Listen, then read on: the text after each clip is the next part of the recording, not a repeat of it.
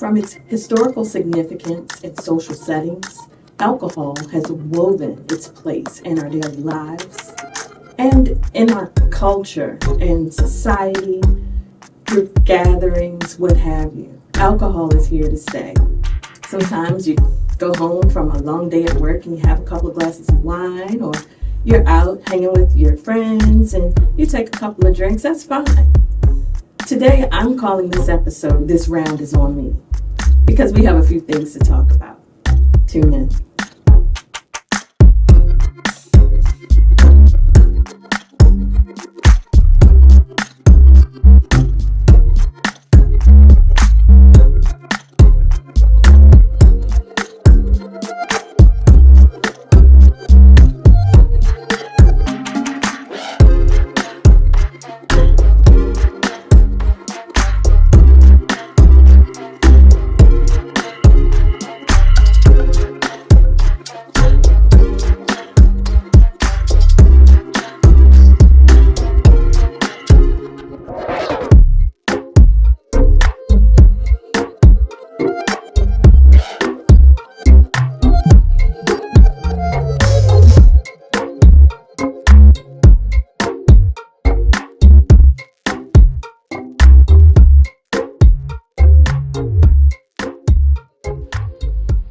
Welcome back to Hidden Parts of the Podcast.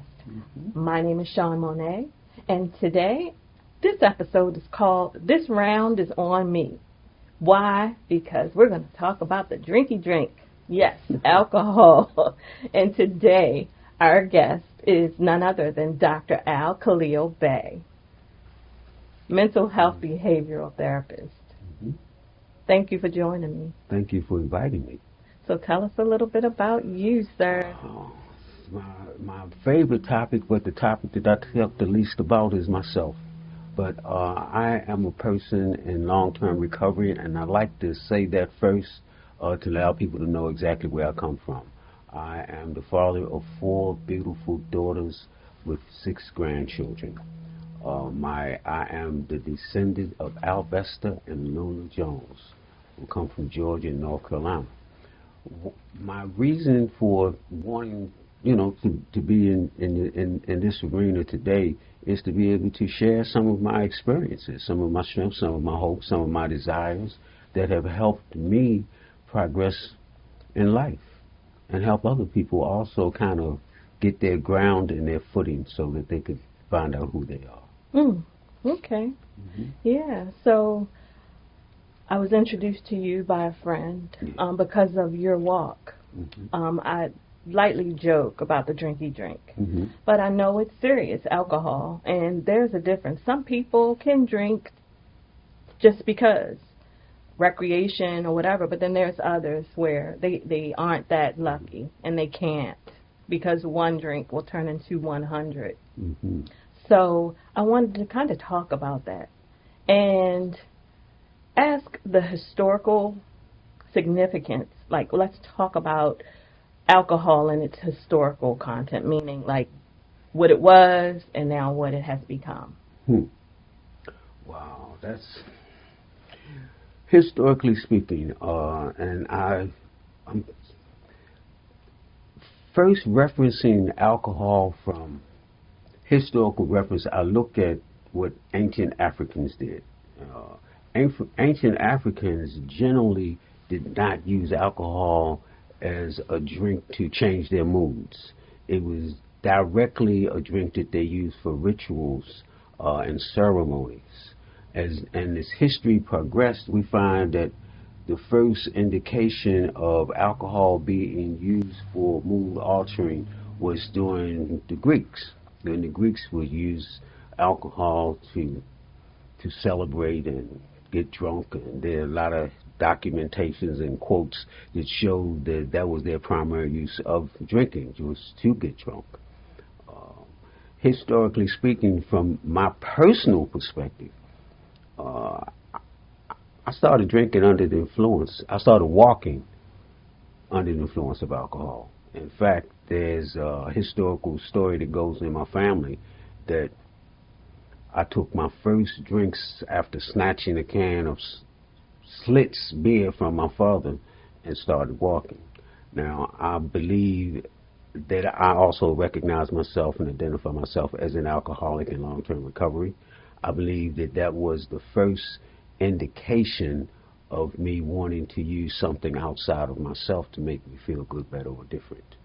Now, I don't think that I knew or intellectually had any understanding of what was going on, but there's something inside of me that tells me that if for some reason I got the courage to walk after consuming that alcohol, that it told me that I could probably do a whole lot more things if I had a drink in me. And that's how, when I look back at my life, that's how I see it started. Not only did I drink, although this is Alcoholic Month and we're talking about alcohol, I have to make sure that it is included that we're talking about a disease of addiction when we're talking about alcohol. We're not just talking about a particular substance. We're talking about a whole lifestyle that multitudes and millions of people have participated in, myself included. Okay. So, back to my question, though. Just hanging out with my friends and family or whatever at a restaurant or even at a bar, like, how would I be socially considerate of a person that is in a situation like that, where they feel like they absolutely have to have alcohol to function? Because, you know, you can't pick your friends. And the last thing you want to do is make them feel less than. Is there ways to approach that if you're out and you're around people that may have a problem? That's the 2 or 3-fold question. Most of the people that need help with the problem don't acknowledge that they have a problem. The people that do acknowledge they have a problem would probably put a napkin lightly over their glass, so that's a signal to kind of acknowledge that I don't drink, or turn the glass upside down. Those are signals to let the waiter know, do not pour me a drink. Most of the time, if they're your friends, you would already know that they have a drinking problem because they probably would not be able to control their drinking. It's challenging because the number one symptom in the disease of addiction, alcoholism, is denial. Denial, which means I lie to myself. I don't even know that I have a problem, and I do it over and over and over again. Where the normal person would be able to take 1 or 2 or 3 drinks safely, the problem drinker would not stop. And in that public, in fact, most of the time, if they're a real drinker, they probably would already have their drink on them. Oh, wow. Oh, yeah. And then they would be social as they possibly can be, drinking with you, but they probably would already have the drink of their choice with them. Thank you. And I just really wanted to say that because oftentimes we just live our lives footloose, fancy-free, and it's not that we're not intentional about our consideration, but we overlook small things. And I guess part of what's important to me is to acknowledge everybody in my space. I know every one of us has a drunk uncle, drunk aunt, cousin, whomever, that we love to have around cookouts and parties because they are the life of the party. But and this episode is not, you know, to point fingers and to try and make fun of them, but it's just social awareness, and it's important to be aware of people, their feelings. Of course, we don't have a license to run up on someone and say, hey, I think you have a drinking problem. You need to see about that. No, but it's our duty to acknowledge and nudge as necessary the person that we may be hanging out with that we sense could be a little more impaired than they should be. So how would you have preferred that in the days that you remember when you really just like put it down? Well, I have never been your social type of person. I'm Hollywood's definition. What Hollywood have depicted would have been me as the icon. If you open the book up and you're looking for a picture of the model addict, the model addict means low bottom, drug addict, drinking person. I can take it to a time when you talked about and how I found out what to do in a public setting if I were drinking around people and I wanted to be presentable and not drink. That's where I learned to put that napkin on a glass or turn it upside down. Okay. But in this day and time, most of my social friends don't drink. I don't have a lot of friends that do, and the ones that do, that's what they do. I haven't had a drink since September 23rd, 1987. Okay, and I can tell you that prior to that time, I used drugs off and on for 25 years. So I actually have more recovery time today than I do drug time. Congratulations. Thank you. I feel good about that. It's one of my major accomplishments. I mean, in as much as education go, I have a doctorate in counseling. Okay, I am on the International Certification Board for Addictions Counseling also. I have had the opportunity to be one of two people in the state of Maryland for almost 10 years to train people in addictions counseling. And I have had the opportunity to be one of the directors of one of the first 28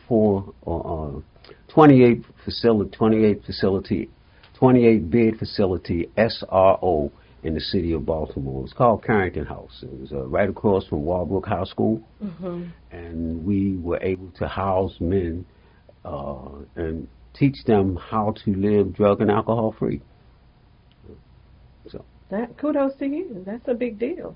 Yeah, it's important because the importance is giving back to the community, particularly the community that you did a lot to tear down. So, and it's interesting that you say that because the running joke is that it's a liquor store or a bar on every corner in the inner city. Yeah. And beside that bar or liquor store is a church up the street. And it's not a joke. That's the truth. You can still, in our communities today, you can go in almost any community and see where the neighborhood is somewhat torn down, and you take a walk in either direction, you'll find one of them. And that's still factual. And it's sad, but it's still factual. It is sad. But what's sadder to me, Dr. Bey, is society and culture has made it so, I don't know, acceptable. You know, all of the artists now are making bourbon, they're making rums, wines, and whatever. And, you know, they market that stuff not only to us, but our kids. And it's, you know, status. It's okay, you know, and I don't like that as much. Is that problematic in your eyes? Addiction is a disease, okay? And I believe that in our communities we have been programmed for self-destructive behavior through addiction, or through alcohol, or through the different drugs. The way that it is marketed to us in our communities makes it look glorious that we would want to drink and drug. I mean, when I grew up, and I'm in my 70s, when I grew up in the 70s, you see somebody smoking a cigarette with a glass in their hand made it look like that they were the most desirable person in the world. I grew up in what they call Chinatown, and we would go on the avenue, Pennsylvania Avenue, and see the drug addicts. I mean, they weren't depicted as drug addicts. They were subculture people. They were the labels that we gave them was players, pimps, and they had their big old Cadillac cars. But one of the things is they always treated the youth nice. They weren't trying to be an image for them to copy in such a way that they would end up being in jail, but they would say, hey, Shorty, come here, let me show you something. And just talk information to them on how they did what they did. Where in the bigger community, a lot of times they pushed us away. They pushed us away from the lifestyles that they were doing. Where in the bigger community, we were attracted to it because they pushed us away from it. And a lot of times when somebody pushes you away from something, it makes you want to go right to it. Right now. And I think this is prevalent, and what I'm getting ready to share, I think it's really prevalent in a lot. And my father was always in home. I mean, like, my parents were together 62 years when my father transitioned, you know. And I can tell you that they were together, they separated maybe 3 months during the whole period of time of the 62 years.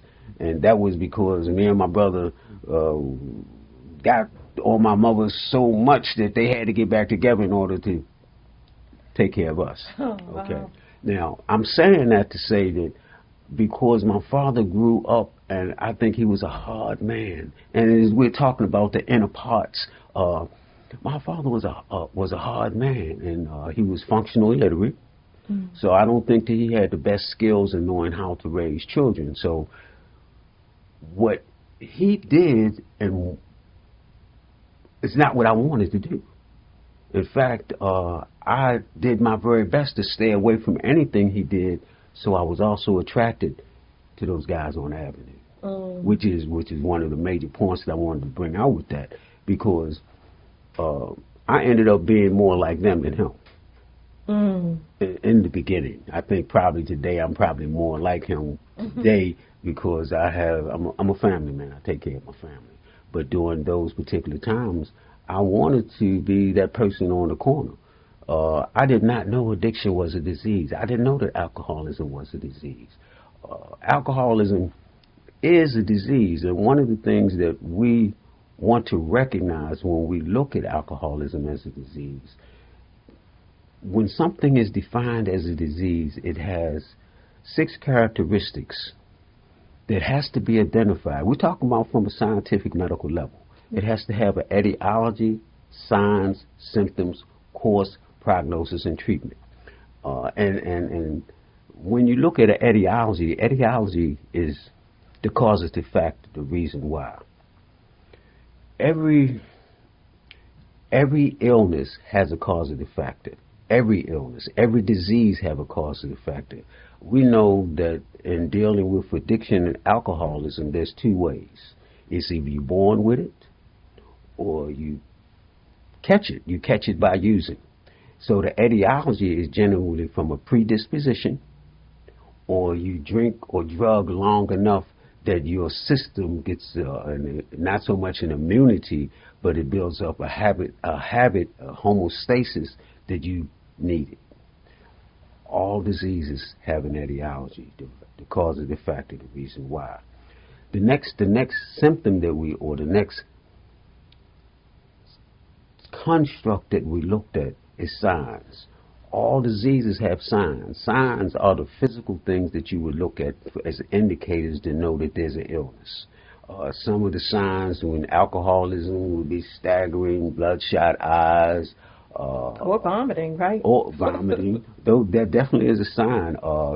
Anything that you can see with the naked eye are signs, and every disease have signs. Okay, every disease have symptoms. Symptoms are things that you would not necessarily be able to identify with the naked eye. Sometimes signs and symptoms kind of correlate together, but in most cases, symptoms are those things that you go into a doctor's office and you walk in and the receptionist see you and you staggering, and so they can automatically see. But you walk up into the counter and then they ask you what's going on. You say, well, I have a headache. My stomach is aching. My heart has been palpitating fast. So you're telling them symptoms. All diseases have symptoms. You don't necessarily see the symptom with the naked eye. Right. Okay, so you have your etiology, your signs, your symptoms. Course. Every disease have a course. C-O-R-U-S-E. Course is the direction that an illness will take if it goes untreated. Now, Today we understand that the disease of addiction, whether it's alcohol or another drug, it usually ends up in jails, institutions, of death. And that's usually the course that it takes: jails, institutions, or death, unless you go into treatment. But we're still talking about the disease. We're not talking about the pathology of recovery. Prognosis. Prognosis is the predictable outcome under treatment. In order for a prognosis to be diagnosed or given, that means a person has to have acknowledged that they needed some help on some level or another, went to get some help. Now, as a professional, prognosis is always one of the two things. It's either a person is going to get better because they're following directions, or they're not following directions, and the probability that they won't get better. So all diseases have a prognosis. All diseases have a prognosis. Then you have treatment. Okay. Now this is funny. This is funny because I didn't know this, that in order for something to be a disease, it has to have a time-tested regimen of treatment.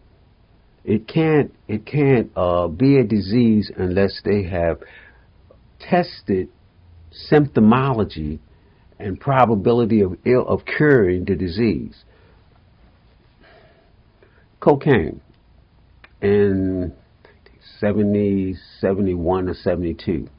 I was addict, of course, at that point. Alcohol, didn't know that alcohol was a drug. Didn't understand that alcohol was a drug at that point in the 70s. Heroin, I had a heroin addict. But I had a cocaine habit also. But because cocaine had not, at that time period, had enough scientific evidence-based testing to it, it wasn't classified as an addictive drug. Cocaine? No, that's right. Really? It was the rich folks' drug. In fact, one of the reasons I used cocaine because it made me look like I was above the crowd. You know, it made me look like I was a better hustler, and all of those different things. So I never seen myself as a cocaine addict until something like 10, 20 years later, when there had been enough evidence-based testing that they're now classifying cocaine as an addictive drug. See? Now, I knew the heroin was an addictive drug. I knew that heroin was. In fact, that was the only thing I went into treatment for. Now, if you heard me say that I also was an alcoholic, and I drank alcohol first, but because I did not look at alcohol as a drug, I never seen that I had an alcohol problem. I knew that I had a heroin problem, but because cocaine was not listed as an addictive drug, I didn't identify myself as a cocaine addict either. That was just a drug I got high on. That was a drug that I played with.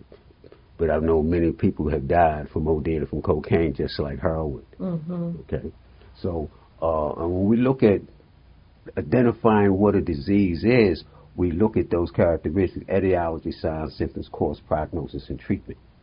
And once something is time-tested to be able to see that there's a way that it can be treated. Now, we didn't say cure. We said treated, which means that in the disease of addiction, there is no real cure. You are the cure. You are the cure. Right. But there will always remain symptoms, see? It's uncurable in the sense that there's always symptoms. We know that the number one symptom is denial. We know that 99% of every addict lie, and that's a way of life. So if you're cured, that means you'll never lie again. You'll never be in denial again. We know that that's not true. We know that the purpose of the brain is to survive. We know that. We know through running from pain and running to pleasure, the brain identifies what's instinctual and what's not.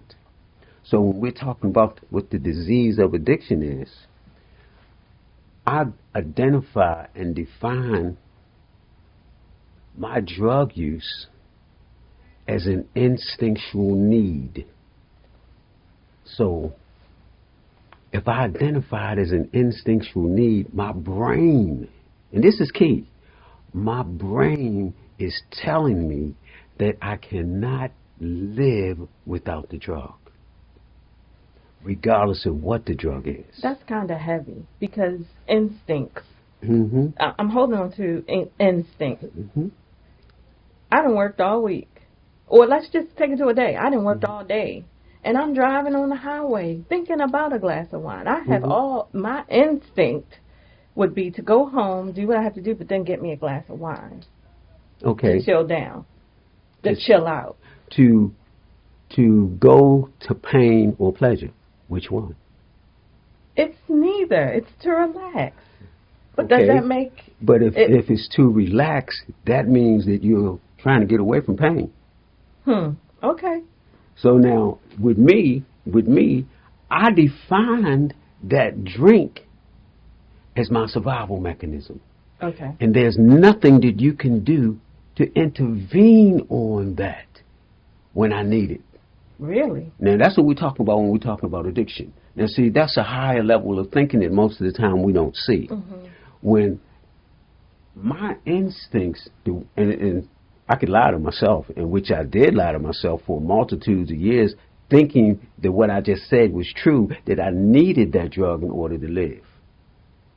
Because my brain told me that. You programmed it. Exactly. And I programmed it through the misinformation of community, surrounding, media, society, all of the information that I took in. So I believe that. So, first time I used the drug, it made me feel good. It took me outside of myself, where I was hurting emotionally on the inside for whatever reasons. But it covered it. That's right. The mask. So that was an instinctual need that I got satisfied. Okay. You know, so and that's a key point that we always really have to look at. When I treat people, I have to go to that point to help them identify that it's their thinking that we have to address more than anything else. I mean, 72 hours outside of marijuana, within 72 hours, and alcohol in some instances, the drug is generally out of the system. The physical body does not require the drug. After 72 hours in most cases, the physical body does not require the drug. Really? Right. 3 days. Right. Okay. Right. Yeah, in fact, there was a point that they had the overnight bins, the drunk bins, where there would be 3 to 7 days. The 3 days was the minimum. 7 days is dependent on who it was. Oh, okay. You know, but still, that does not erase the addiction, because you got physical, mental, spiritual. I just talked about the physical. I didn't talk about the mental, emotional.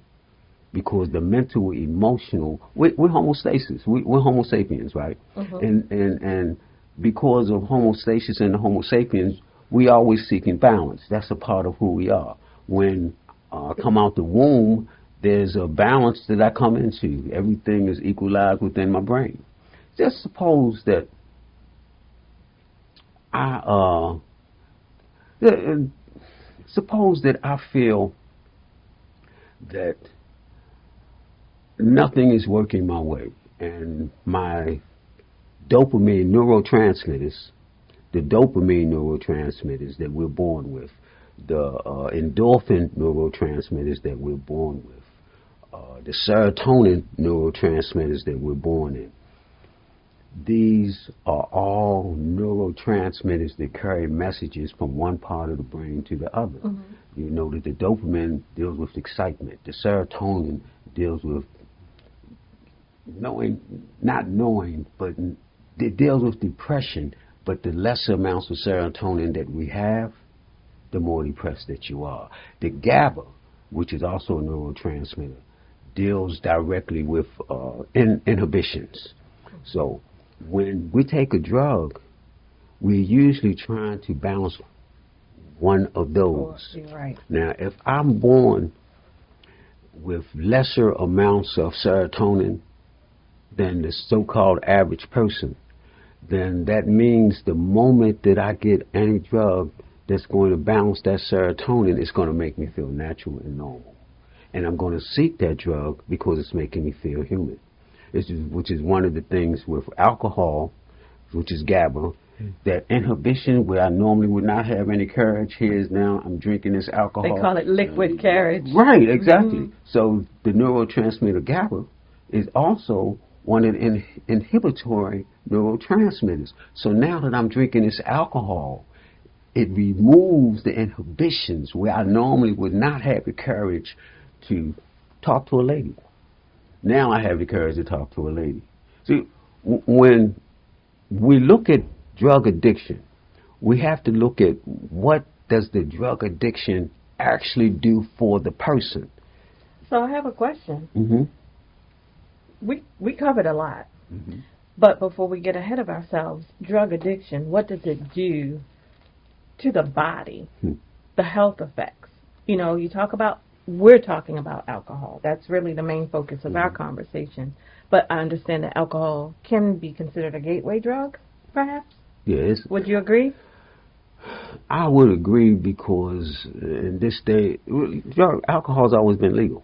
Yeah. You know, in my household, if they had parties and they left drinks, you could always go sneak a drink out, cleaning up. But what does that do? So alcohol will damage your liver. Alcohol damages every single thing in the body, they say, except for the eardrum. Alcohol damages every organ of your body? Every organ. Now, remember, you're talking about the brain. You're talking about the heart. You're talking about the intestines. You're talking about the liver. You're talking about all alcohol damages every organ. And some of the importance of some of those organs we really don't even understand when we first start drinking. The stomach, the intestines. So the disclaimer is overuse of alcohol would damage those organs. Alcohol has no medicinal purpose on the inside of the body. Even though doctors may tell you to take a drink every now and then, they're usually telling you to take a drink because of the sugar content, but not because it has any healing effect, because it can make you feel a little different. Alcohol has no medicinal purpose on the inside of the body. It's an astringent. When you pour it on a cut, what it do? Burn. Right. It does the same thing inside of your system.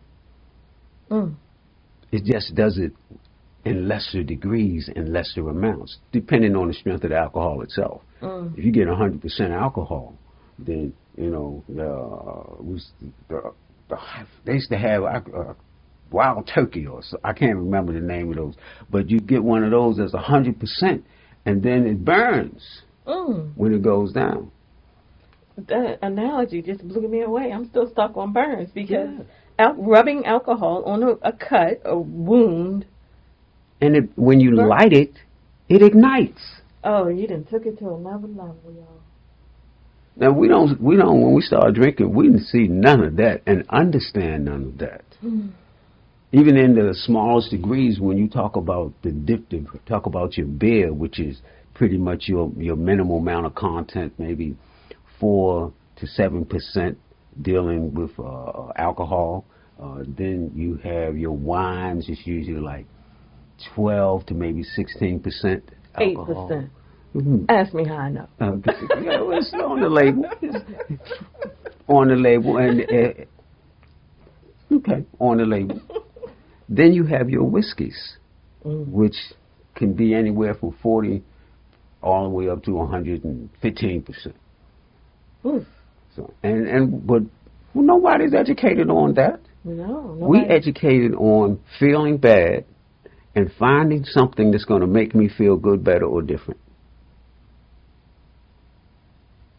Everybody that drinks is not an addict, and everybody that uses a drug is not an addict. I'm real clear with that. At one point in my early understanding, I thought that if you drank, you was automatically an addict or alcoholic. But I find that when we talk about addiction, remember we're talking about a predisposition and using. There's some people born with predispositions. In fact, 70 to 80% of everybody that becomes an alcoholic has a predisposition of a family member in one generation.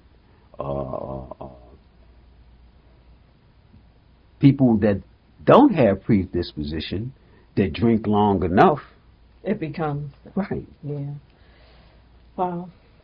So, that's a lot. And I guess the purpose, I just want to be clear, the purpose of this episode is just really to talk about it. Because, like Dr. Bey said, we don't particularly know these things. Mm-hmm. It's been ingrained, and it's been deemed proper and okay because it's always there. This is true. So, education is really important to me, and knowing about things and what it does to you and what it could do to you, your future, and all of that is important. We live in a society where the solution almost for everything is a pill or a drug. Well, no, now it's Google. Oh, yeah. Well, but still, if you want to talk about obsessive compulsive behavior pattern, which is what we're talking about, you have people that can't put the phone down because there's an obsessive compulsive behavior pattern. Science has shown that there is genetics and enzyme linked to all obsessive compulsive behavior patterns. Whether it's shopping, whether that's where I it's was gambling. going to go. And they're all addictions. That's right. They're all addictions. It's just not substance. It's just not substance. Yeah. But it still affects the same neurotransmitters, the same neurology, obsessive compulsive. That means that when I'm obsessive about something, I can't think of anything but that. Educate us. And obsession is not always conscious. Because I can tell you that I did not know that I was obsessed with alcohol. I mean, almost every day of my life I drank something. But I didn't understand that if I didn't drink anything, that the only thing that my mind was thinking about was getting a drink. I didn't understand that. I was locked up for 4 years at one particular time. And the first thing I did when I got out of jail was to get a drink. Get a drink. Now, mind you, all the time that I was locked up, I was saying I ain't doing that no more. Well, TV says there's a way to create alcohol inside of... It is. Oh, okay. All you have to do is have some yeast. Or you have some yeast, some fruit, or potato. Oh, yeah. You can make it. Yeast and sugar. Wow. We used to call it jump steady. Jump steady? Yeah, jump steady. Now, honestly, I do not know why that's the label, because nobody was steady when they drank it. Everybody was jumping. And that stuff was probably stronger than what you can buy. Yeah. Oh, hell yeah. Ugh. Yes. I can't imagine that it tastes good. Yeah. Who drinks for taste? Oh. See, that's the thing. The alcoholics do not drink for taste. They drink for a desired effect. If some of the stuff that I drink, if I drank for taste, I never would have went back. Really? But it was never for taste. It was always for a desired effect. You know, I might act like it tasted good, and I might even in my mind's eye, lying to myself, tell myself that it tasted good. But it wasn't about taste. It was about the effect. What could it do? Could it take me out of myself? Could it give me the courage to do that which I said I was afraid to do? I gotta say, this episode is one of my favorites. You have just dropped so many nuggets. So I know you have other passions, and again, I applaud you for...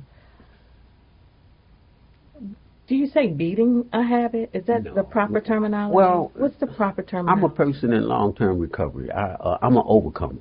I'm an overcomer. Okay. I have overcome that part of my life and been able to change it into something different to make it more rewarding. But people say, you still call yourself an alcoholic? I say, well, yeah, because for me, I still am an alcoholic. I know that if I drink, see, the brain never forgets anything. Remember, we Homo sapiens, we have a homeostasis. So the brain remember those emotional deposits. And one of the biggest emotional deposits I got in my life was from drinking. Mm. So if I take a drink and I wake up all of those emotional posits, it's very challenging to say that I'll stop. Mm. I don't know. I don't even need to find out. I was don't about to want say, to I bet find you out. don't want to know. No, I like the way that I live. Mm-hmm. My children love me. I have a daughter that's a doctor. She's teaching at the University of Denver, Colorado. I would not be able to be the father to her. In fact, I had abandoned my children at one point. Mm. Alcohol, the whole drug addiction. And the main reason that I stopped, because I wanted to be a father. Of all of the things in my life that I wanted to be was a father. But I seen that I could not do that with my addiction. Mm. So it pointed me in such a direction that I was able to sacrifice what I wanted for what I needed. Mm. And I needed to be a father. Wow. Yeah. That's deep.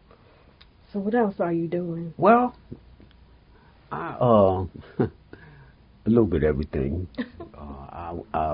One of my heroes is Harriet Tubman and Rosa Parks, because they never gave up, and they didn't stop until there was nothing left. Mm.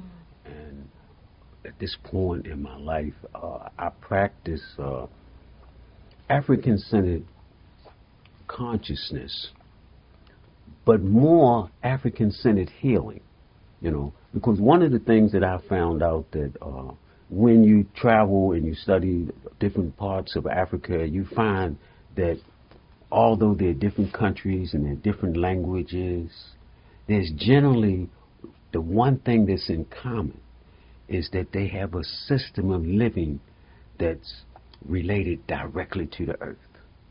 Hmm. That means that's where the balance is. Mm-hmm. If my life is balanced when I'm balanced with the earth. And almost no matter what country it is, no matter what religion they may subscribe to, their relationship is balanced to the earth. And African-centered healing, this is what I do, is I help people to understand that your problem is not a problem of things, it's a problem of not being balanced. Everything starts with the power of thought. Mm-hmm. In most cases, our thinking and our actions are totally separate. Opposite sides of the road. So one of the things that I am able to do is help people align their thinking with their actions. Everything starts with the power of thought. The spoken word is the thought energized. What we think about all day is what we become. Mm. If it's not in you, it can't come out of you. So when we were in elementary school, the saying, you are what you eat, mm-hmm. is pretty much the same. Because your tongue is, you speak it, it's life. Exactly. What comes out ultimately becomes it. And 90% of what we learned in, particularly us as black folk, 90% of what we learned in the school system was more self-degrading than self-affirming. We did not learn. In fact, Dr. Bey, that's a whole nother episode. You gotta come back. Oh my goodness. Well, but it's all related. It's all related. But you know what? It's just revealed, right? I mean, subconsciously, I probably knew that, but by you just saying that, it opened up a whole new. Oh my gosh! Let me share. Please tell me you're gonna come back. I promise you, I'll come back. One of the most important things that I'm able to do right now is 90% of everybody comes to me with anxiety challenges, whether they drink or they drug. That's the new girl in town, anxiety. The moment that I can help them identify that they're thinking, if they change their thinking, they're no longer anxious. I get them to start practicing affirmations and to acknowledge that they need to love and forgive themselves, and their thinking has to be aligned with self-love and self-forgiveness. And once it's aligned with self-love and self-forgiveness, they're no longer anxious. Mm. You got to come back. That's a practice. Oh, yeah. And it's doubt. easier said than done. It is easier said than done. Because I suffer from anxiety. So I hear you. And it sounds smooth as, I was going to say a glass of wine, but I'm not going to say that. That's the comedian in me. But no, it sounds easier than it is. It is easy. It sounds easier than it is. But once you can help a person identify that they have been practicing self-destructive thinking all of their life and holding anger and resentment and fear for themselves all of their life, and they become willing to do something different, usually in little time at all, it's reversed. And that's been my experience. Mm-hmm. That's my experience. So how can people find you? I Rebound Health and Wellness in D.C. Mm-hmm. I'm on Facebook under Khalil-Bey, or you could also find me on Facebook under the Black Awakening Movement. Okay. My phone number, and I don't mind anybody having it, is 202-352-2056. If the phone does not ring, send a text message. I promise you I'll get back to you. Wow, and you're opening yourself to assist people in what exactly? Well, as I said, I'm a mental health therapist. Okay. I have 50 years experience in doing mental health. Mm-hmm. Across the board, whether it's anxiety, schizophrenia. I specialize in addictions. Okay. That is my specialty. Mm-hmm. I'm also a breathologist. You know, if you don't understand the importance of the breath, most of us don't breathe, we pant. We very seldom take expand our lungs. Right. Mm-hmm. So when the diaphragm is a muscle. When you're actually doing a real breath, then that means your diaphragm is strengthened, and as that muscle, where your chi and your stomach, all of those organs are associated with your respiratory tract. Call the number, y'all. Call the number. And when you actually breathe, you know, breathing is a reset button for somebody with anxiety. I know. That was the first thing that I learned. Exactly. Yep. What I do is I tell people, you know, take a deep breath, listen to your heartbeat. Most people don't hear their heartbeat, but I can guarantee that if you take a deep breath and you start attempting to listen to your heartbeat, you calm down. That's the reset button. And if you acknowledge that and you have some affirmations to help you kind of balance yourself out, before you know it, you're balanced. Those are simple techniques. Across the board, they'll work almost for everybody. There's some people with extreme anxiety where you have to help them a little bit more, and there's some other things, and there's some people that actually need medication. But 9 times out of 10, you can get a person to learn how to help and heal themselves just by teaching them how to think, what to think, when to think. And how to breathe while you're doing all of those. Without a doubt. It's been a pleasure. The pleasure's mine. I'm excited. I'm excited too. And I am calling you back, so you just be ready. Okay. Thank you. All right. My name is Shawn Monet, just in case you didn't know, and this is Hidden Parts, the podcast. You can find me on Facebook. You can find me on Instagram at The Hidden Parts. Mm-hmm. You can find me and this episode on YouTube, Shawn Monet TV, or Hidden Parts, the podcast. Whichever one you choose, please remember to like, subscribe, and share. Oh, I forgot to mention, you can also listen on any platform that you listen to your favorite podcast. I really appreciate this time, and I welcome you to come back anytime, as I mentioned before. And I thank you for watching. Hidden Parts, the podcast, Shawn Monet. Thank you.